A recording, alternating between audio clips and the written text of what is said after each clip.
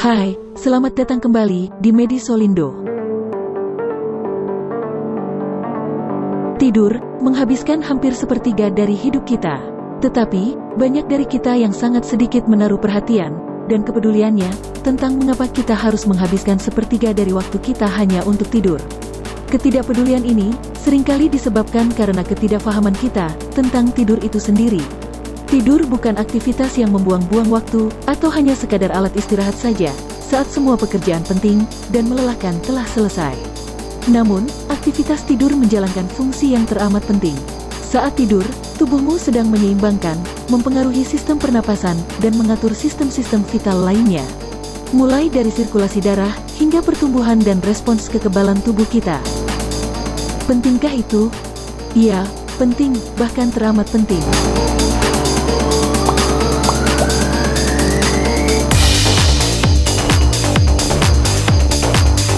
Tidur juga berperan penting bagi otak kita. 1/5 darah di sistem peredaran darah kita disalurkan ke otak saat kita terlelap tidur. Lalu, hal penting lain yang terjadi di otak saat kita tidur adalah periode restrukturisasi yang aktif dan intensif yang sangat krusial bagi cara kerja ingatan kita. Psikolog abad ke-19, Hermann Ebbinghaus, telah meneliti dan mendapatkan hasil yang sangat mengejutkan bahwa manusia pada umumnya selalu melupakan 40% hal baru pada 20 menit pertama. Ini sebuah fenomena yang akhirnya dikenal dengan istilah di ilmu psikologi sebagai forgetting curve atau kurva lupa. Namun, lupa akan ingatan dapat dicegah melalui konsolidasi memori, yaitu proses pemindahan informasi dari memori jangka pendek yang bersifat sementara ke memori jangka panjang yang lebih tahan lama. Konsolidasi ini bisa dilakukan dengan bantuan sebuah bagian terpenting dari otak yang dikenal dengan nama hipokampus. Peran hipokampus dalam pembentukan memori jangka panjang telah diteliti pada tahun 50-an oleh Brenda Milner melalui risetnya terhadap beberapa pasiennya. Setelah hipokampus pasiennya diangkat, kemampuan pasien untuk membentuk memori baru jangka pendek pun rusak. Namun, pasien tetap bisa mempelajari aktivitas fisik yang dilakukannya, namun harus secara berulang-ulang. Dengan diangkatnya hipokampus, kemampuan pasien untuk menciptakan memori jangka panjang pun juga rusak. Salah satu yang dapat dipelajari dari kasus ini adalah bahwa hipokampus secara spesifik sangat berperan dalam konsolidasi memori jangka panjang yang deklaratif. Misalnya, untuk mempelajari tentang fakta dan konsep yang perlu diingat untuk modal melaksanakan ujian. Berbeda jika dibandingkan dengan memori prosedural, seperti pergerakan jari yang harus dikuasai untuk resital musik, ini masih bisa dilakukan oleh pasien, meski harus dengan cara yang terus berulang.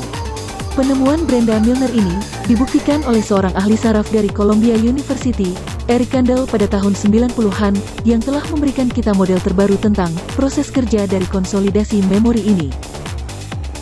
Data sensoris pada awalnya dicatat dan direkam sementara pada sel saraf sebagai memori jangka pendek. Dari sana, data kemudian berpindah ke hipokampus untuk diperkuat dan lebih tertanam di sel saraf di area kortikal itu. Berkat fenomena neuroplastisitas, sinapsis baru pun terbentuk dan mendorong koneksi baru antar saraf, hingga akhirnya ini memperkuat jaringan neural, tempat di mana informasi akan dikembalikan sebagai memori jangka panjang. Lalu, mengapa kita ingat sebagian hal, tetapi tidak untuk lainnya? Ada beberapa cara yang dapat mempengaruhi tingkat dan efektivitas penyimpanan memori di kepala manusia. Contohnya, memori yang terbentuk saat kita sedang merasa tertekan atau bahkan stres biasanya akan terekam dengan lebih baik karena keterkaitan hipokampus dengan emosi. Namun, salah satu kontributor utama konsolidasi memori adalah, coba tebak, apakah itu? Tidur lelap. Tidur sendiri itu tersusun oleh 4 fase.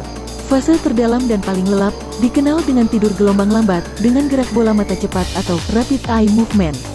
Mesin EEG memonitor orang-orang yang sedang berada dalam fase ini, menunjukkan adanya impuls listrik yang bergerak antara spinal cord, hipokampus, talamus, dan korteks, bagian yang berfungsi sebagai stasiun transit dalam pembentukan memori. Selama fase tidur ini, memori deklaratif akan dikodekan ke dalam penyimpanan sementara di bagian anterior hipokampus. Melalui kontak berkelanjutan antara korteks dan hipokampus, memori itu pun diaktifasi berulang kali untuk mendorong redistribusi memori secara bertahap ke penyimpanan jangka panjang di korteks. Di lain sisi, tidur pulas dengan REM ini dikaitkan dengan konsolidasi memori prosedural.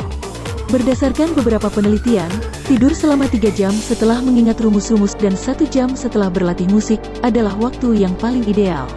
Semoga sekarang kita lebih paham bahwa mengurangi waktu tidur, selain berbahaya bagi kesehatan jangka panjang, juga sesungguhnya menghambat kita dalam menguasai ilmu dan latihan dari malam sebelumnya. Semua informasi ini telah mengonfirmasi nasihat bijak orang tua kita dulu, yang selalu berkata, cepat tidur, hari sudah semakin malam. Hingga akhirnya, setelah kita melewati malam dengan tidur yang pulas, tanpa sadar, sebenarnya kita telah siap untuk menghadapi tantangan hari ini. Semoga video ini bermanfaat. Dukung terus channel ini, agar terus bisa memperkaya persepsi dan wawasan kita bersama, dengan menekan tombol subscribe dan like-nya. Terima kasih telah menonton.